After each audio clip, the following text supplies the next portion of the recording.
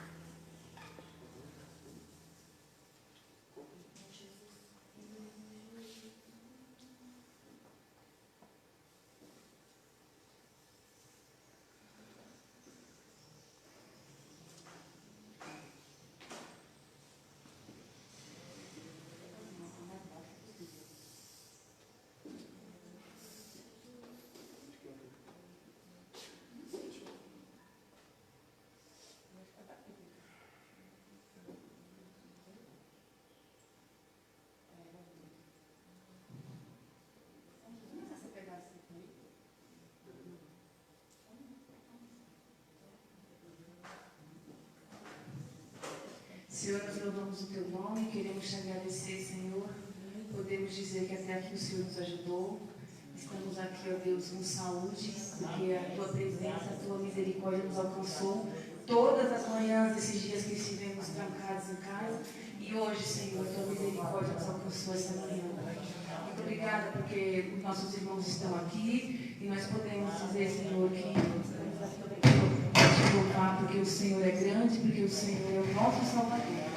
Em nome de Jesus, a palavra para hoje é gratidão a Deus, porque o Senhor esteve conosco, nos alimentou, cuidou de nós, não deixou faltar, ó Deus, o pão de cada dia na nossa mesa, Pai. Em nome de Jesus, aquelas pessoas também que hoje choram, Senhor, pelos seus amados perdidos, que o Senhor esteja consolando os corações, ó Deus. Em nome de Jesus, estenda a Tua misericórdia para aqueles também que não vieram, que não puderam vir, que o Senhor esteja alcançando a casa deles também, Pai. Em nome de Jesus, muito obrigada por tudo que o Senhor fez e por tudo que o Senhor fará nas nossas vidas, Pai. Amém.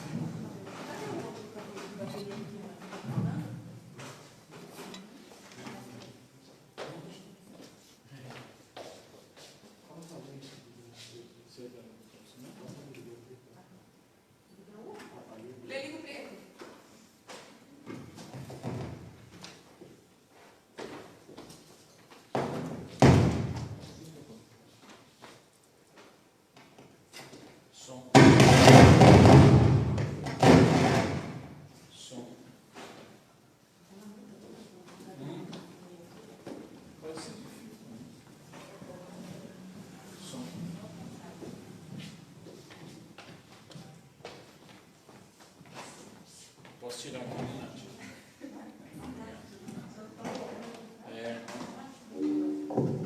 Som. Qual foi? Graça e paz, irmãos. Nosso primeiro culto aí, em adaptação ainda. A gente já quer justificar aqui a ausência de alguns irmãos. O presbítero Eli, a família não pôde vir, eles nos avisaram, porque a Selma, a esposa do irmão Carlos, está com Covid. E o irmão Carlos está com eles lá em Vinhedo. E como ele tem alguns problemas de saúde aí, relativamente graves, e também está em processo de tratamento, então ele não veio, tá? Eles não vieram por isso, porque o irmão Carlos está lá juntamente com eles em Vinhedo, então por isso a ausência deles também. E os demais irmãos, que nós passamos a semana aí conversando com alguns irmãos, e a gente também deixou bem tranquilo para aqueles irmãos que porventura não se sentissem confortáveis, caso do irmão Dete, que está com problema no ombro também. Então os irmãos que não tivessem esse conforto não precisariam vir. É o caso também das crianças, também a gente deixou notificado, porque como a gente não vai ter o retorno ainda da sala das crianças, então é momento da gente adaptar mesmo, então na verdade a gente fez essa reabertura para que a gente pudesse ter aí nesse momento nosso também de culto presencial, mas guardando aí todos os cuidados. Eu fiz o contato juntamente à prefeitura há uma questão de uns 15 dias, me informando acerca de tudo, e a abertura foi liberada já pela prefeitura, desde que se cumprisse os protocolos aí de saúde, tá? Então essas foram as determinações. Então também a nossa intenção era que nem todo mundo viesse ao mesmo tempo, para que a gente também não tivesse dificuldade de divisão de espaço aí, tá? Então, mas continue orando. Os irmãos que acompanharam no grupo viram lá o falecimento do Mário, uma pessoa que a Suelen já estava pedindo a oração há bastante tempo, vítima da Covid. Ele tinha já algumas comorbidades, então tinha um quadro de diabetes também, que potencializou aí o quadro clínico dele, mas infelizmente acabou sendo consumido aí, infelizmente, pela doença. Eu estava vendo ontem também o pai da Fernanda Lima, aquela apresentadora da Globo também, eu vi ontem à noite, faleceu também vítima da Covid, e ele tinha um histórico de atleta, ele foi jogador de basquete e tal, morreu ontem também, depois de bastante de internado. Essa semana um locutor de rádio, um apresentador de programa de rádio da Rádio Bandeirantes, o Zé Paulo de Andrade, já de muitos anos na Rádio Bandeirantes, mais de 50 anos na rádio, também acabou sendo vitimado aí. Então, infelizmente é uma doença que trata as pessoas de forma diferente. Faleceram pessoas que tinham comorbidades, que tinham um quadro clínico já anterior, mas também faleceram outros que não tinham nada.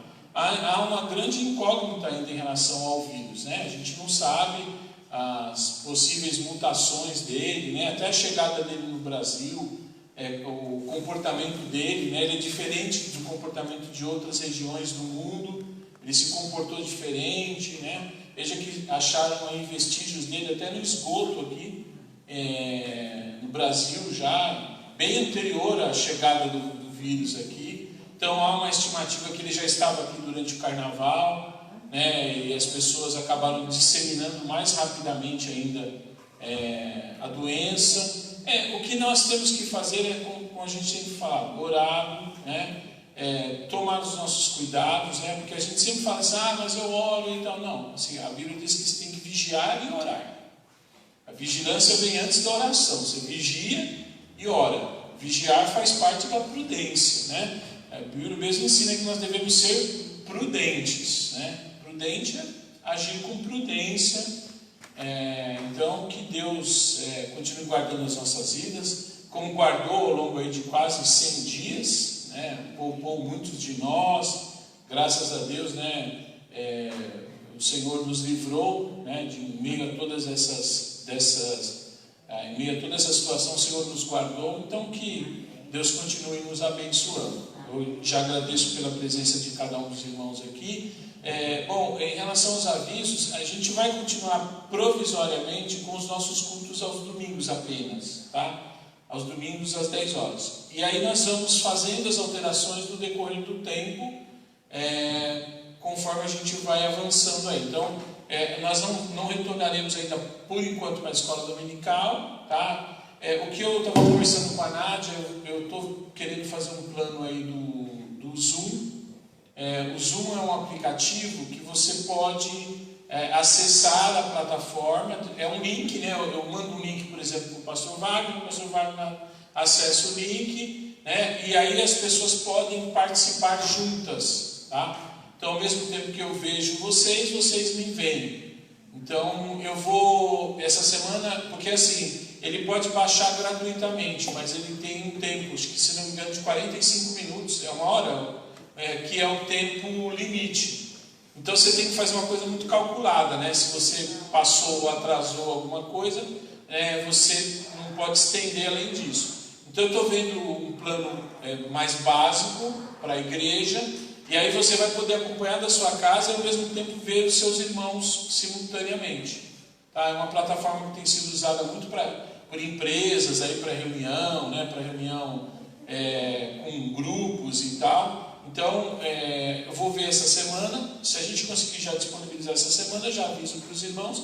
Aí a gente pode fazer os cultos de oração online também. A gente disponibiliza no Facebook, e aí pessoas mesmo que não sejam da igreja podem participar também, né? A gente disponibiliza o link lá, outras pessoas podem acessar a plataforma e a gente cultuar juntos, tá bom? Então, continue aí em oração, né? Oração aí pela vida da Selma também, né? Que esteja aí se recuperando o mais breve possível, né? Oração pelo irmão Carlos também, né? Eu não sei qual foi o tempo entre o diagnóstico e o contato dele com ela também, né? Então, que Deus esteja aguardando. A gente já avisou no grupo, mas graças a Deus também é um testemunho, que embora nós tenhamos já dito isso no grupo, durante esses meses aí, o Senhor cuidou da igreja, né? O Senhor supriu as nossas necessidades, né? O Senhor abençoou. A gente iniciamos a pandemia com problema na conta bancária da igreja. Fazia algum tempo já que a gente estava negociando a conta da igreja para poder retornar os depósitos, e a gente conseguiu, né, durante a quarentena aí, fazer isso. Nós retornamos com os nossos depósitos lá na conta. Então, graças a Deus, Deus nos abençoou. A gente conseguiu comprar uma VAP aí para a igreja, que ajudou muito na limpeza aqui. Os irmãos que vieram viram quanto a VAP valeu a pena, né, Denise? Se não fosse, porque estava sujo o negócio aqui, viu? Mas graças a Deus a VAP ajudou bastante. A gente conseguiu comprar aí uma escada, mangueira. Então, são coisas que a gente tem que agradecer, né? Porque foi um cuidado de Deus mesmo. E principalmente a conta bancária, que trazia uma preocupação para nós, né? Porque a gente estava pagando muitos juros, né, da conta, porque estava no limite do especial.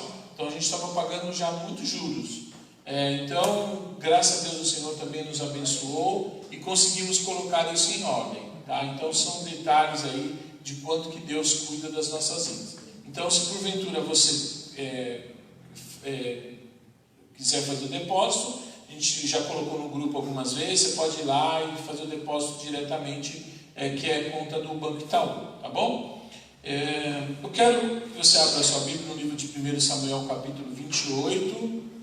1 Samuel 28. Feliz em ver a Fabi aqui, né, Fabi?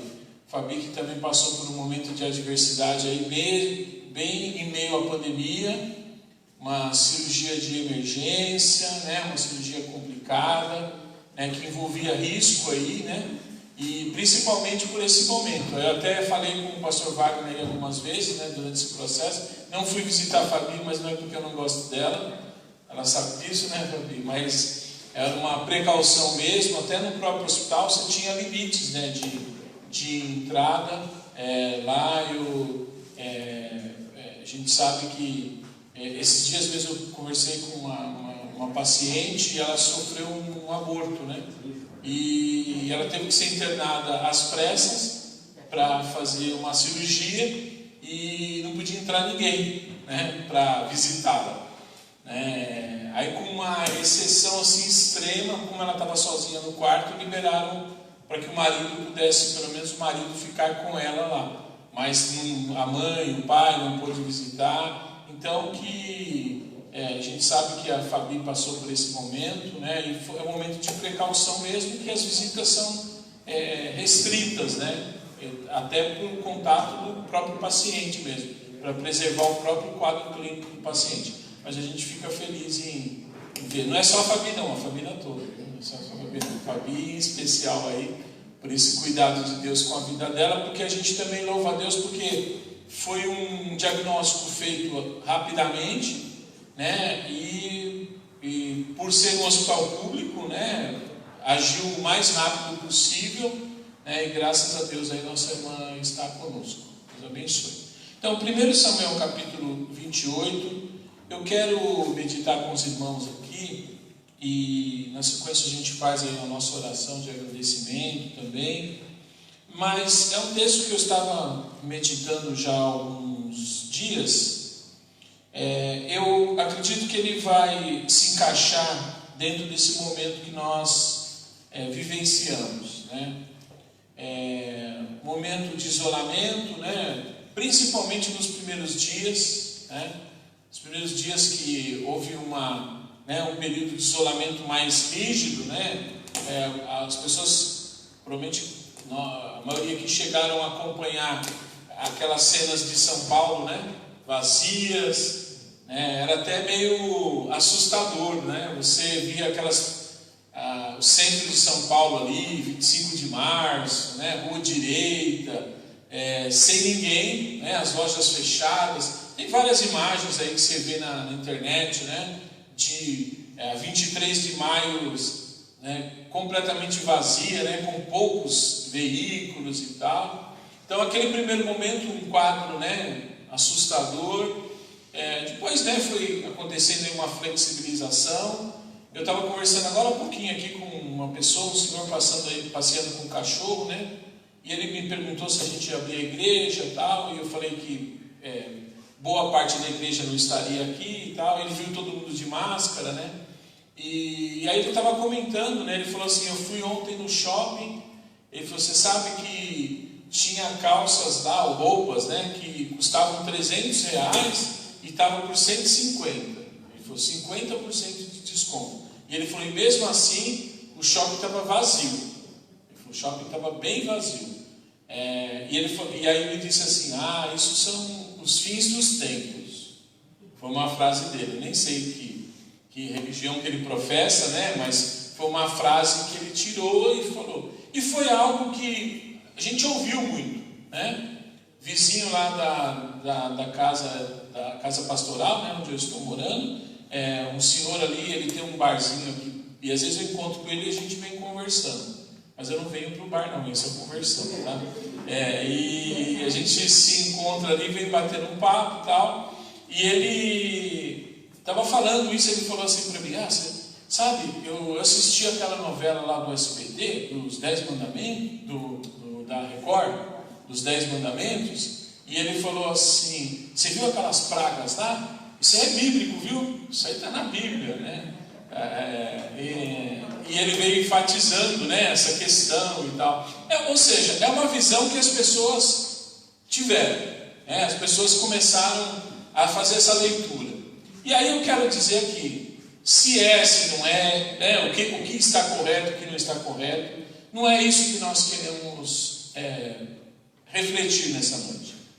Mas eu quero pensar o quanto o distanciamento de Deus faz falta para as nossas vidas. Estar aqui na igreja pode parecer muitas vezes um ritual, pode parecer um ritual para nós muitas vezes. Eu venho como se eu estivesse cumprindo, né, uma obrigação. Vou aos domingos na igreja e tal. E como eu faço isso de forma natural, quase que, né, já virou no automático, eu não tenho essa percepção no dia a dia. Mas a própria Bíblia nos faz uma advertência que nós não deveríamos deixar de congregar como era costume de alguns. Ou seja, ele faz a advertência de quanto o congregar deve fazer parte da nossa existência. Hoje, evidente, estamos aqui, né, num número bem menor e tal, ausência de muitos irmãos. Pode parecer algo simbólico, mas o quanto isso tem importância para as nossas vidas. De estar na casa do Senhor, de se dirigir na presença do Senhor. Eu sei, tivemos os nossos cultos aí online, né? Tivemos as nossas meditações, mas falta algo, né? Mesmo agora, essa dificuldade, né, que nós temos de não poder abraçar o irmão, né? Nós que gostamos do contato, né? Isso é algo que pertence ao latino, né? O latino é muito de pegar, de tocar, né? De abraçar, de beijar. Você vê no próprio Rio de Janeiro, por exemplo, as pessoas aqui em São Paulo você dá um beijinho, né? Quando você cumprimenta. No Rio de Janeiro são 2 beijos. Eles já dão 2 beijos quando te cumprimenta. Em São Paulo, né, um beijo. Mas o quanto isso faz parte do contexto do brasileiro. Eu me lembro nas Olimpíadas aqui no Brasil, e eles estavam, países orientais, eles fazendo um treinamento como eles deveriam se comportar. Aí tinha uma escola que eles estavam treinando, né, mostrando para alguns japoneses que estariam aqui nas Olimpíadas como que o brasileiro como que o brasileiro se comportava. E aí mostrou a dificuldade deles ali em beijar, né, a dificuldade em abraçar, né, porque o brasileiro é meio que no automático. Ele já, se você quer ser beijado ou abraçado, ele não te pergunta isso antes, né? Ele vai direto e abraça, né? Mas o quanto isso faz falta para as nossas vidas, né? Nós que gostamos desse afeto. Então aqui no livro de 1 Samuel, capítulo 28, é um personagem que é um rei que nós já sabemos a história. Saul havia sido escolhido pelo povo, né? O povo queria um rei, Deus dá um rei para eles, que é Saul.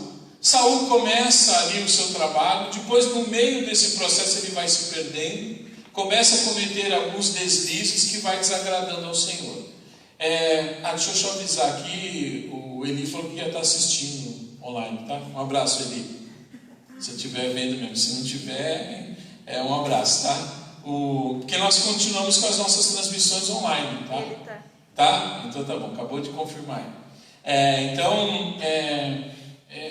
Quando nós olhamos para Saul, né, era um rei que o povo escolhe, e a gente sabe bem como que era o contexto. Samuel já estava ficando velho, né? Os filhos de Samuel não atendem a demanda do povo, como sacerdote, como profeta, e o povo então começa a pedir um rei. E o maior argumento, o principal argumento deles foi de que eles não tinham um rei como as outras nações tinham. Ou seja, o argumento para justificar a escolha de um rei foi o exemplo dos povos que estavam à sua volta. Ou seja, eles queriam um rei porque os outros tinham. E Deus fala: olha, mas peraí, mas eu não cuido de vocês, eu não dou tudo o que vocês precisam. Não, mas nós queremos ter um rei. O Senhor coloca todas as implicações que teria, né, ao se escolher um rei, todas as exigências que o rei poderia fazer, eles teriam que obedecer. Mesmo assim, as pessoas querem um rei. E esse rei é Saul. E Saul, né, começa o seu período de reinado, mas em determinado momento ele vai se perdendo. O Senhor já havia escolhido, né, um outro substituto, que era Davi, que segundo a Bíblia, né, era um homem segundo o coração dele. Samuel continuava intercedendo por Saul, e tanto que na conversa entre Deus e Samuel, o Senhor fala assim: Samuel, até quando você vai ter dó de Saul? Até quando você vai ficar pedindo por ele? Acabou.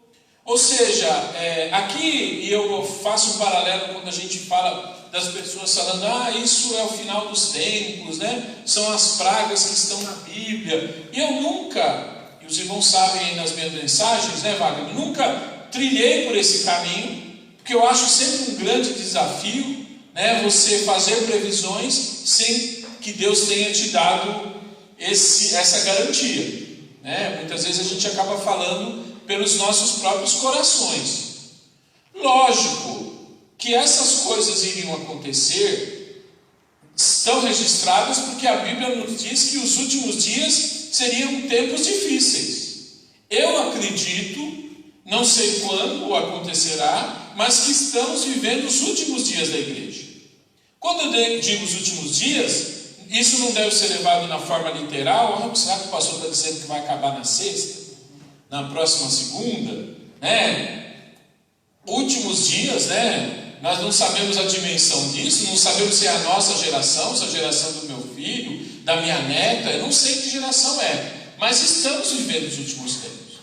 E a Bíblia diz que esses tempos seriam difíceis, não apenas pelas coisas que aconteceriam, pelo comportamento dos homens. Que os homens desses últimos tempos seriam o quê? Arrogantes, presunçosos, caluniadores, desobedientes, ingratos, mais amantes de si mesmo do que das coisas de Deus. Isso potencializaria o sofrimento dos últimos tempos. Então aqui, 1 Samuel capítulo 28, obrigado Candinha, quarentena, mas não esqueceu o ministério. O Cleó lembrou aí também, né, Cleó? O Cleó estava de olho, hein? Cleó só estava na quarentena, mas o ministério estava guardado ali. Obrigado, Candinho, Cleó. Começa dizendo assim, naqueles dias ajuntaram os filisteus os seus exércitos para a guerra, para pelejarem contra Israel. Disse Aquis a Davi: sabe de certo que sairás comigo ao arraial, tu e os teus homens. Respondeu Davi a Aquis: assim saberás o que o teu servo há de fazer. E disse Aquis a Davi: por isso te farei para sempre guarda da minha pessoa. Ora, Samuel já havia morrido, e todo Israel o tinha chorado, e o tinha sepultado em Ramá, que era a sua cidade. E Saul tinha desterrado os necromantes e os adivinhos. Uma pausinha aqui. Então, Samuel já tinha morrido, né? Havia sido sepultado já. Saul havia dado uma ordem, né? Pós-morte de Samuel. Ele tinha desterrado, ou seja, ele tinha expulsado os necromantes e os adivinhos. Os necromantes eram aqueles que consultavam aos mortos, né? E os que tinham, né, o espírito de adivinhação, que faz parte, né? Se a gente olha lá para aquele episódio de Paulo, quando ele repreende a jovem que por alguns dias anda atrás deles, dizendo que eles eram homens de Deus, ele se volta, olha, espírito de adivinhação, ele repreende. Ou seja, havia naquela jovem, sim, um espírito que de algum modo a capacitava, né, para algumas previsões, ou pelo menos para algumas adivinhações. Tanto que ele repreende, eles são presos por isso, porque as pessoas que tinham aquela jovem como objeto de lucro vão denunciá-lo. Eles são penalizados por aquilo, né, mas havia naquela jovem um espírito. E o que Saul faz aqui? Depois da morte de Samuel, ele expulsa, né, daquela região os que tinham essa prática, né, da consulta aos mortos, os necromantes, e, né, daqueles que tinham, né, o hábito da adivinhação. Para a gente entender que algumas práticas religiosas, elas são extremamente antigas. A gente sempre acha que algumas coisas são, né, do nosso tempo, não. E até alguns comportamentos, por exemplo, o uso de drogas não é algo tão novo assim. A história já registra, né, casos do uso do ópio, por exemplo, né, de drogas que já eram utilizadas. De outras práticas a Bíblia já comentava, né, ou dava sinais desses comportamentos, e a própria história, até porque a Bíblia não se prende a esses dados da história, mas também deixa registrado isso. Então veja, ele havia expulsado, havia sido uma ordem do próprio Saul. Mas agora Saul, então lembra lá a conversa de Samuel com Deus, o Senhor diz: até quando você vai ter dó? Né? Ou seja, até quando você vai ficar intercedendo por ele? Acabou. O tempo dele já terminou. Não adianta você insistir mais. E aí, quando eu disse desse período de isolamento, eu sempre vejo assim: algumas coisas acontecem, e a Bíblia diz que todas as coisas cooperam para o bem daqueles que amam a Deus. A gente não entende muito o porquê de algumas situações, mas nós vamos entender que cooperam para o bem daqueles que amam o Senhor. Então, quando eu olho para essa situação, e eu olho para esse momento nosso, momento de reflexão, né, de pensar como está a minha vida, o que eu estou fazendo, quais são os níveis de comprometimento com Deus. Porque eu sempre falei nas nossas pregações, falei isso nas nossas lives, de que o que o Senhor menos se preocupa é que nós sejamos religiosos. O Senhor não espera de nós uma religiosidade, Ele espera de nós um comprometimento. Comprometimento com a obra da cruz do Calvário, comprometimento com a sua palavra, comprometimento com a sua mensagem, mas não religiosidade. A gente tem aí os futuros, que é o pastor Wagner, já é pastor, né?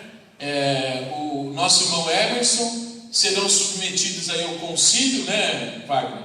O Wagner, já pastor ordenado, está solicitando ingresso no quadro de ministros da União, né, para se tornar pastor congregacional, e o nosso Emerson, né, vai ser submetido aí ao concílio para ordenação pastoral, né? Então, estão aí, o processo no primeiro momento são parecidos, né, que é o processo da prova, mas depois na frente o processo um pouco diferente, que o pastor Wagner já é pastor ordenado e o nosso irmão Emerson está no processo de ordenação.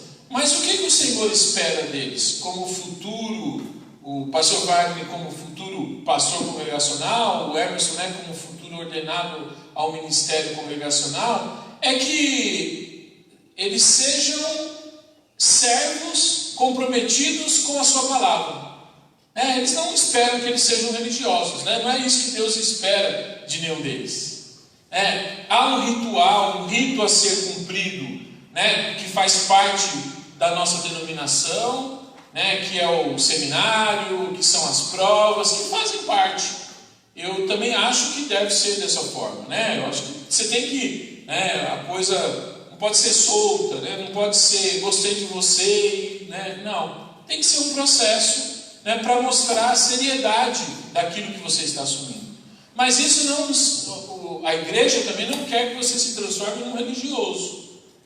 Você cumpre os estatutos, cumpre as ordenanças da igreja, estudaram sobre a história da igreja, mas não é isso que o Senhor quer. O Senhor não quer religiosidade. O Senhor quer de cada um de nós, deles, de qualquer um de nós, compromisso.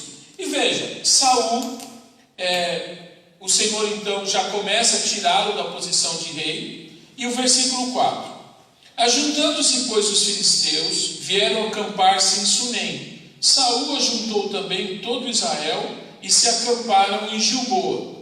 Vendo Saul o arraial dos filisteus, temeu e estremeceu muito o seu coração. Vejam a diferença entre o comportamento de Davi, que nós lemos um pouquinho antes, e o comportamento de Saul agora. Saul, vendo o arraial dos filisteus, a Bíblia diz que ele ficou com muito medo. O seu coração ficou abalado quando ele viu o arraial dos filisteus. Por que começa a acontecer isso? Porque, como assim? Saul era um homem guerreiro. E os reis da época não eram reis que ficavam só no trono, não. Muitas vezes eles tinham que ir para o campo de batalha, pegar a espada, né, e irem para o campo de batalha. Saul era um homem experiente na luta, já tinha travado outras batalhas, mas por que agora o seu coração fica com tanto medo? Como eu disse, nós vivemos esse momento, eu sei que para alguns lidam de uma forma, outros lidam de outra. Como eu disse da própria Covid, a Covid não é igual para todo mundo, né? Não é igual. Para algumas pessoas ela traz mais severidade no quadro, para algumas pessoas tiveram o quadro e não sentiram nada, né? Tem os chamados assintomáticos, as pessoas que tiveram, viram que tinham já anticorpos, né? Criaram uma imunidade já contra o vírus e nem se deram conta.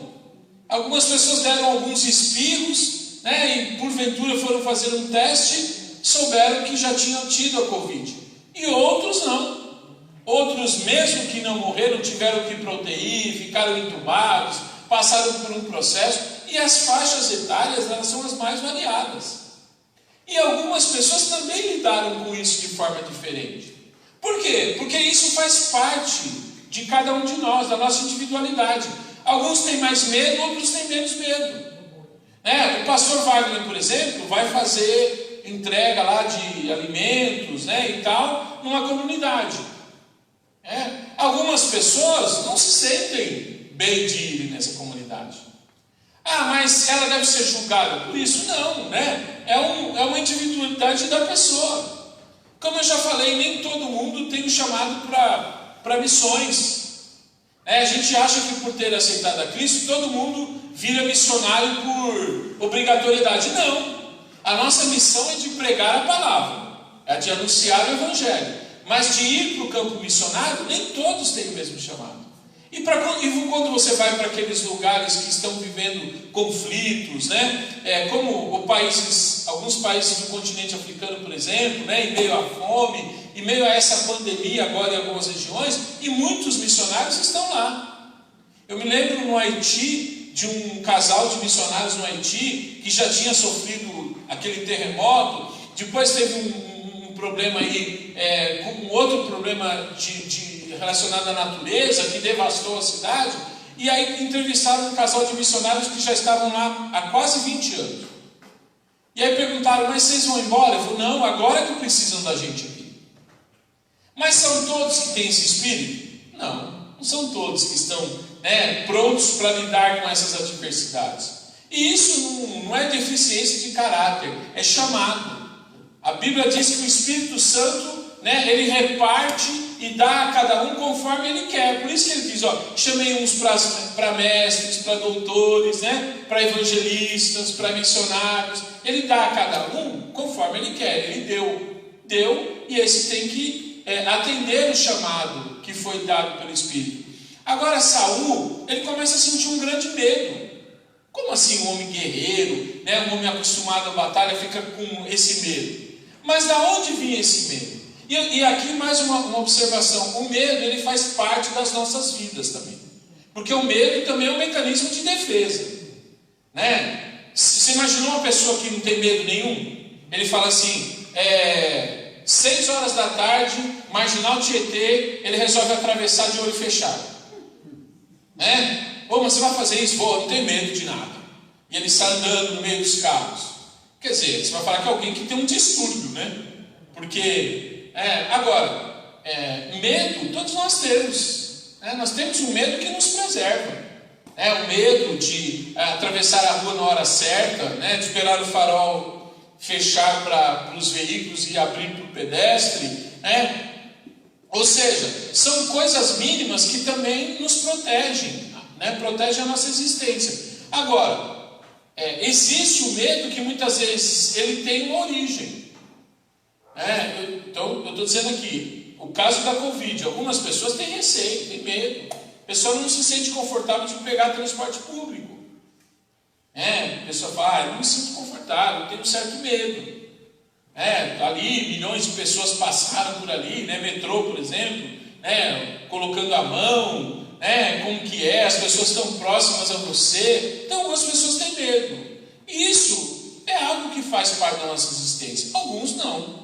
Alguns porque tem que trabalhar, tem que ir mesmo, não Não tem outro jeito, a única forma de eu me deslocar para o trabalho é o metrô. Mas olha o que acontece aqui. Então ele fica com medo.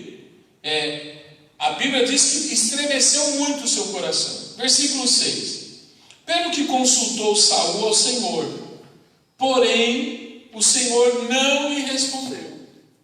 Dá para a gente começar a pensar de onde vinha o medo de Saul? Um pouco da origem, desse medo. Ele vai consultar ao Senhor. O Senhor não falou com Saul. Ou seja, irmãos, existe o medo que faz parte da nossa existência, mas existe o medo que nos direciona ou com que faz com que nós começamos a refletir como que está a nossa relação com Deus. Veja, a Bíblia diz que eu não devo andar ansioso, por quê? Por coisa alguma. Mas quando, lógico, eu tenho uma conta para pagar amanhã, eu tenho uma certa preocupação com essa conta. Ainda mais nós, hein, Ana? Porque aí você olha para a sua carteira, né, Fabi? Olha e fala assim, meu Deus.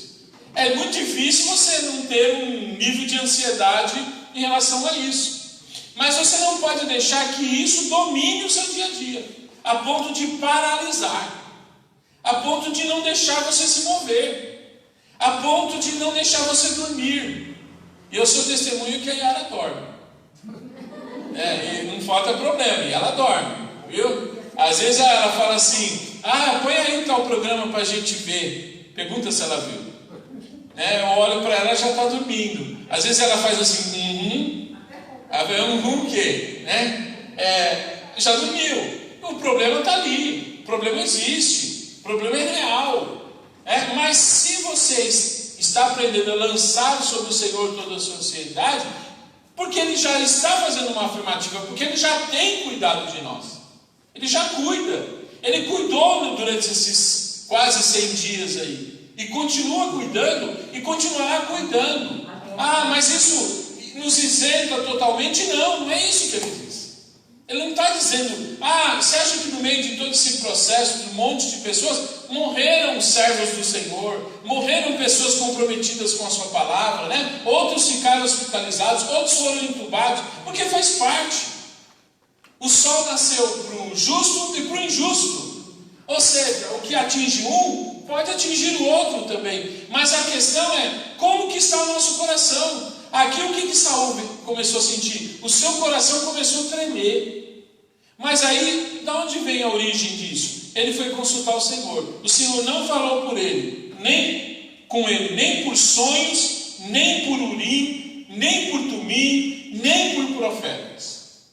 Ou seja, o Senhor não fala com ele de forma alguma. Você imagina você consultar a Deus e ter a plena certeza de que Deus não está te respondendo? Você imaginou você dobrar o seu joelho e orar, e algo dizer para você assim, irmã Mafalda, Deus não está te ouvindo, a sua oração está sendo lançada para o vazio. Como que é isso? Como que é ter a certeza de que Deus não está te respondendo? Foi isso que Saul sentiu. Então o seu temor, era já um prenúncio do seu distanciamento de Deus, um aviso. Saul, você está distante de Deus. A sua vida espiritual está vazia. Veja, irmãos, esse período também eu acredito que serviu para nós fazer uma análise. O quanto Deus faz falta, o quanto estar em congregação, no culto chamado congregacional, não congregacional denominação, mas no ajuntamento, o quanto isso faz falta para nós.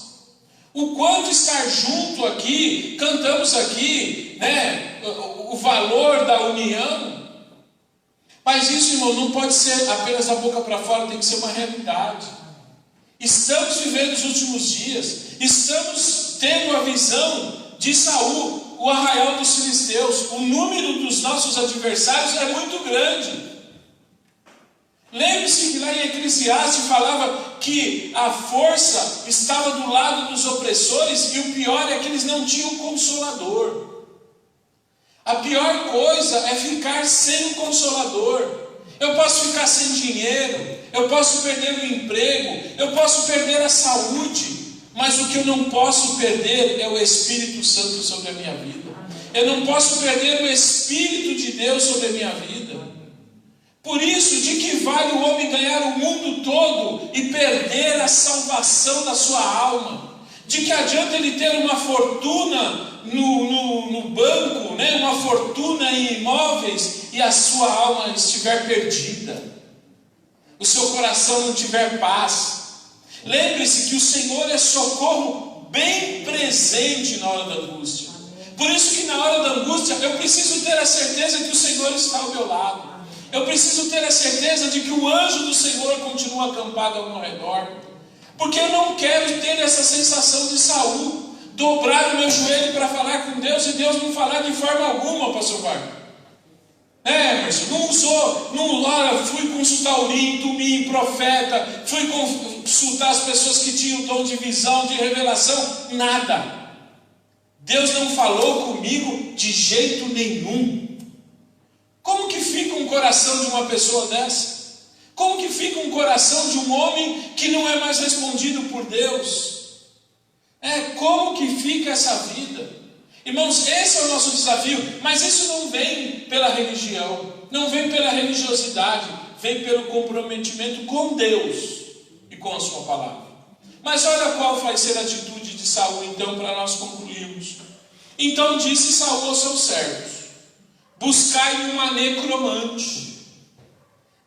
O homem que havia expulsado as necromantes, quando ele se vê em desespero, o que ele faz? Busque uma necromante. Ou seja, quando Deus não responde mais, nós começamos a agir pela nossa própria vontade, pelo nosso próprio coração. Nós começamos a nos precipitar e nós começamos a ser contraditórios naquilo que nós fizemos no passado. Aquilo que eu falo, puxa, mas a Cleonice fez isso, como pode? Uma pessoa que esteve na presença do Senhor tanto tempo, como que ela teve esse comportamento agora? Como que ela foi fazer isso? E eu e a Yara temos amigos que mudaram radicalmente. Estavam numa situação, mudaram completamente, mudaram o rumo da sua vida espiritual. Que você olha e você fala assim, como pode ser dessa forma? Porque se perdeu no meio do caminho.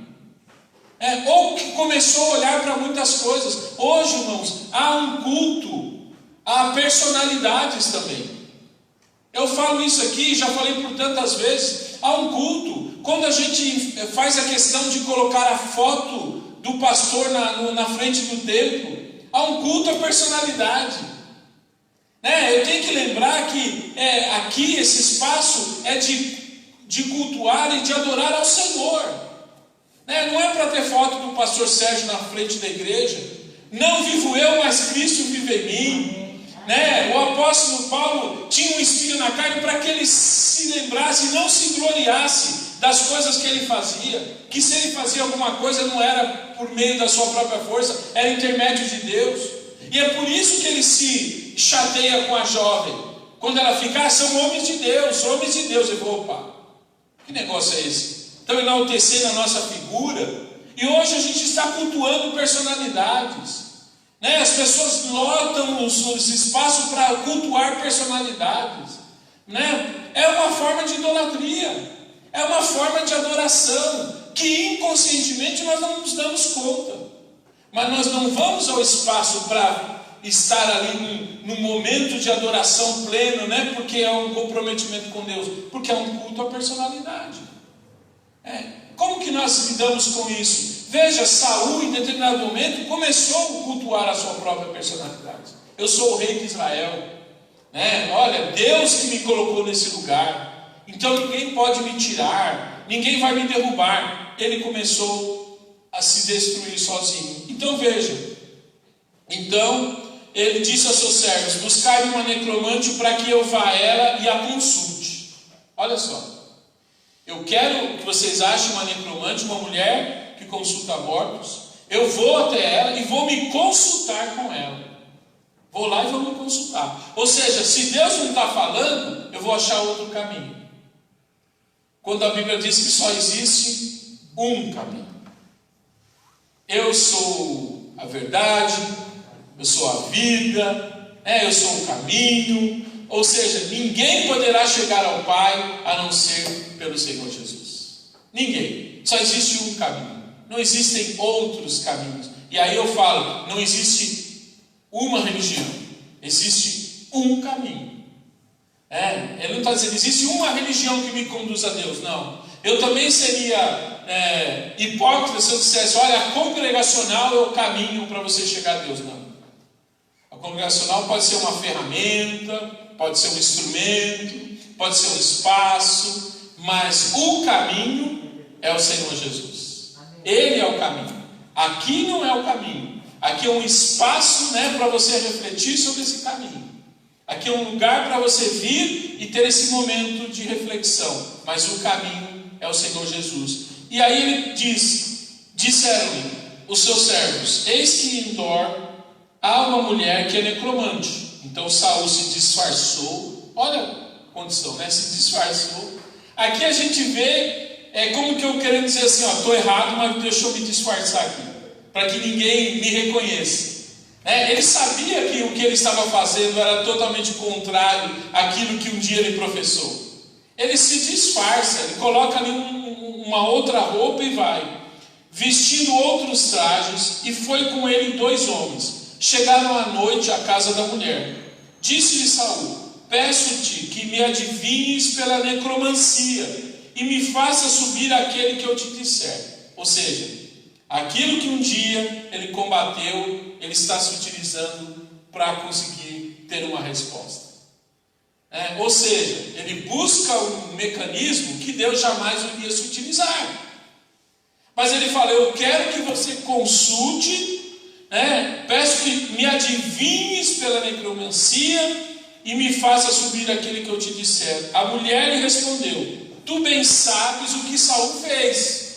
Até então ela nem sabia que estava falando com Saul.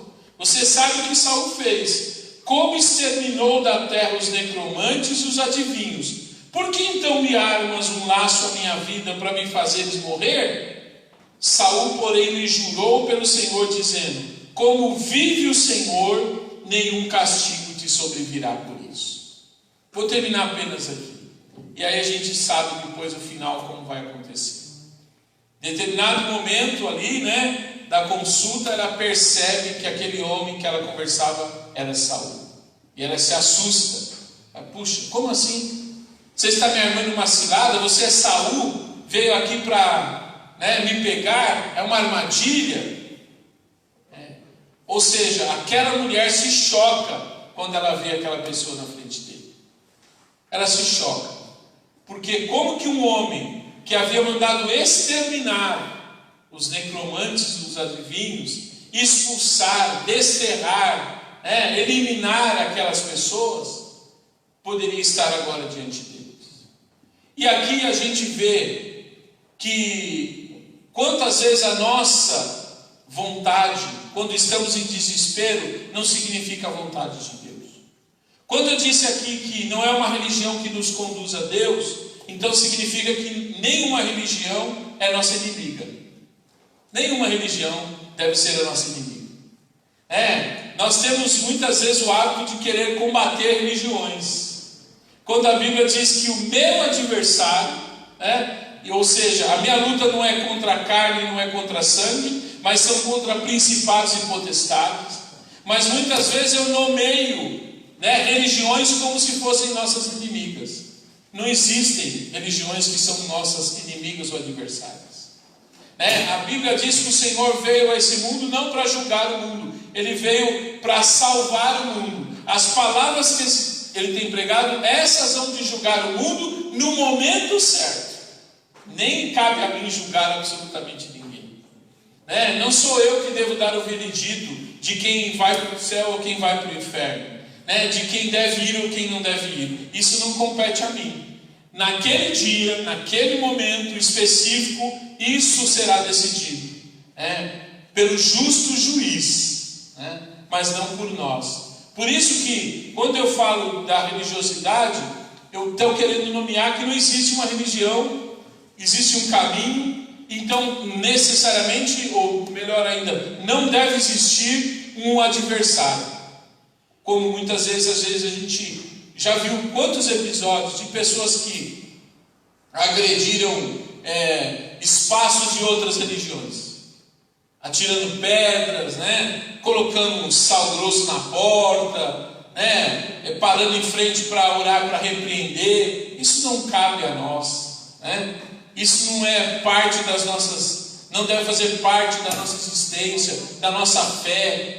A nossa igreja, ela deve ser um espaço onde as pessoas sejam incluídas, ou seja, onde seja um espaço de inclusão, onde se cumpra aquilo que a Bíblia diz, que o Senhor não veio para os sãos, Ele veio para os doentes. Lembrando que um dia nós fomos doentes, um dia nós fomos, né? E o Senhor, pela sua misericórdia, não pelo merecimento, porque graça, favor imerecido, ou seja, fomos alcançados pela graça, não éramos melhores que ninguém, absolutamente, mas um dia essa graça nos alcançou, né? E se estamos de pé, frutos da sua infinita misericórdia, que são a causa de não sermos consumidos.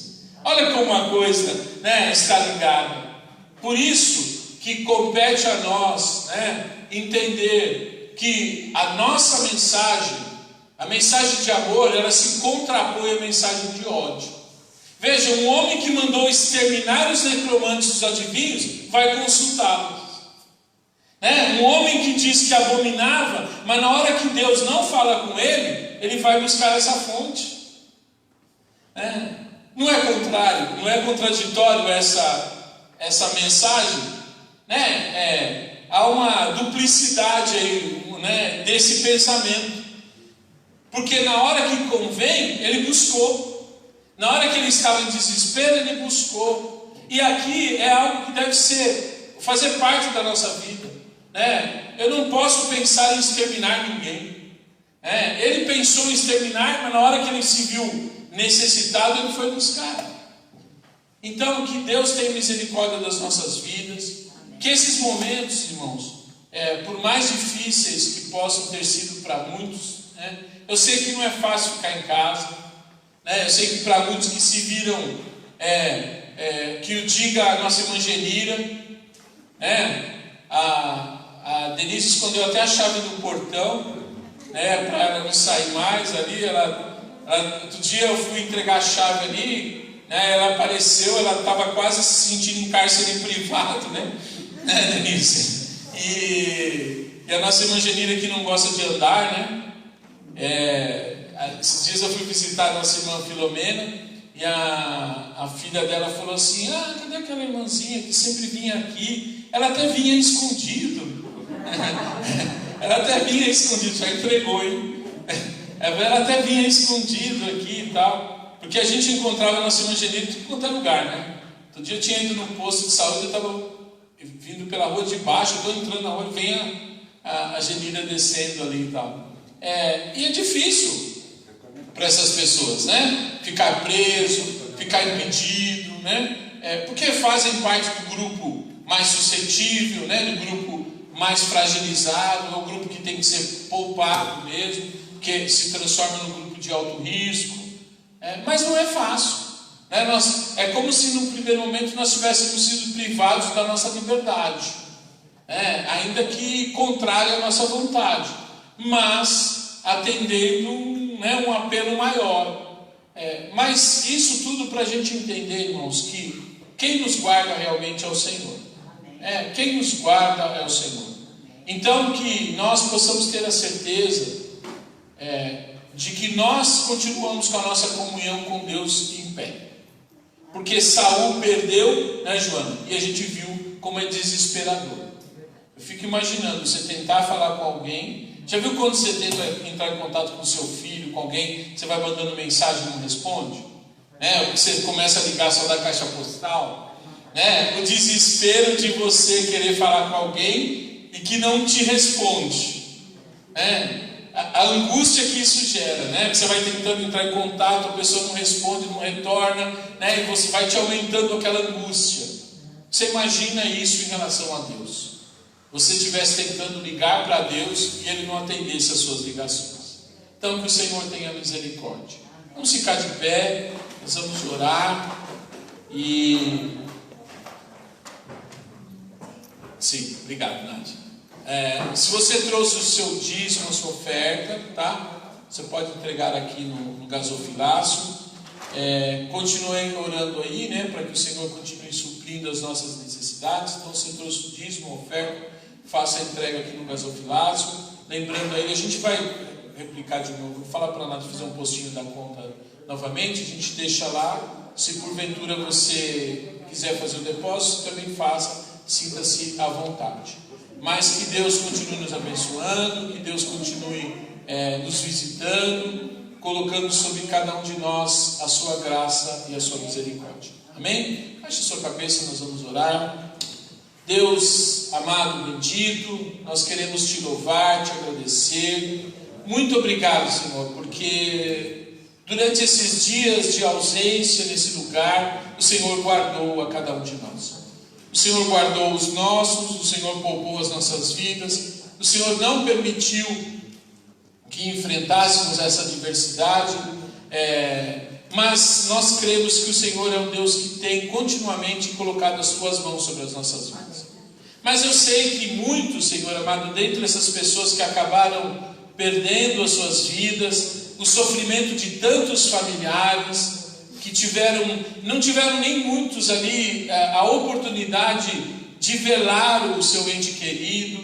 Muitos tiveram que fazer uma cerimônia a mais restrita, a mais breve possível. Sabemos que não puderam nem ter a oportunidade da despedida. Então, Senhor, que o Senhor console esses corações. Esses corações que muitos ainda estão aflitos, alguns ainda passarão por esse momento de adversidade. Então que o Senhor tenha misericórdia, porque eu sei que dentre muitos esses estão servos fiéis, vidas que estão em comunhão contigo, mas que pelo momento, Senhor amado, foram atingidas por essa enfermidade. Senhor, e eu sei que isso, meu Pai, o fato de estarmos livres não é privilégio, isso não nos torna melhores que ninguém, mas isso é tão somente fruto da Tua bondade e misericórdia. Senhor, não porque merecemos, até porque nós não sabemos o dia de amanhã, não sabemos o que pode, Senhor amado, acontecer nas nossas vidas, porque quem nos guarda é o Senhor. Senhor, não cabe ao homem, não cabe ao que caminha dirigir os seus passos, nem o que caminha determinar os seus passos. Não cabe, Senhor. Não cabe a nós não podemos nem determinar, nem dirigir, porque as nossas vidas são conduzidas pelo Senhor.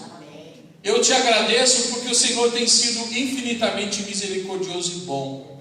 Eu te agradeço pela vida da nossa querida irmã Fabi. Obrigado, Senhor, porque o Senhor poupou a vida da tua filha. Obrigado pelo atendimento de urgência que ela teve, pela cirurgia que foi tão rápida, pela sua recuperação. Eu sei que tudo isso demonstra o cuidado do Senhor para com ela e para com a sua família. Senhor, eu te agradeço, porque verdadeiramente o Senhor é bom. Senhor amado, então que o Senhor continue com as suas mãos estendidas sobre a tua igreja, aqueles nossos amados irmãos que não puderam estar aqui, como a família do nosso irmão Eli. Visita a vida dos teus filhos, visita a vida do nosso irmão Carlos, que está ali juntamente com eles. Que a tua graça seja estendida sobre os teus filhos, sobre aqueles nossos amados irmãos que não puderam estar aqui, o Tiago, que está aí com um quadro de gripe, a nossa irmã Odete, que está ainda no processo de recuperação. Que cada um desses nossos amados irmãos sejam visitados pelo Senhor. A Mário, Joaquim, que não puderam estar aqui também. Então que o Senhor abençoe, e que no próximo domingo, se o Senhor assim nos permitir, possamos nos reunir novamente como igreja para adorar o Senhor. Muito obrigado. Guarda-nos durante essa semana, livra-nos, Senhor, do mal, e que a tua bênção continue sobre as nossas vidas. Certo de que o grande amor de Deus, e que a graça do nosso Senhor e Salvador Jesus Cristo, a comunhão e as consolações do Espírito Santo de Deus serão derramadas sobre a igreja do Senhor, hoje e sempre. Amém. Nosso irmão Fernando também, né, tá de babá hoje, né? Fernando não veio porque também está cuidando dos filhos, né? Deus abençoe os irmãos.